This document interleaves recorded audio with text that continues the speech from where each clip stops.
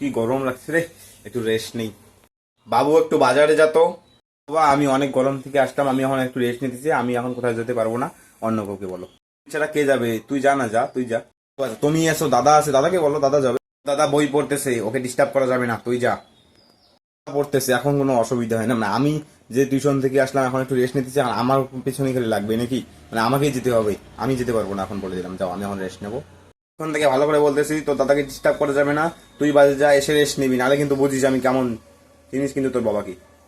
আমি যাবো না, তুমি যাও তো বাবা, আমার ভালো লাগতেছে না, তুমি যাও। 2000 years later. অনেকক্ষণ ভালো করে বলতেছি, অনেকক্ষণ থেকে শুনবি না? না, তোরা তো শোনার ছেলে না, না তোরা দুজনই না। ও বই পড়তেছে না, মানলাম, তুই কি করতেছিস? তুই টিউশন থেকে আসলে তুই পরিশ্রম করতে যাওয়া যাবে না? তো শুনবি না কেউ, তারা মজা দেখাচ্ছে কেমন লাগে, দেখ তো। দেখ কেমন লাগে এবার। এবার বলতো যাবি কি যাবি না?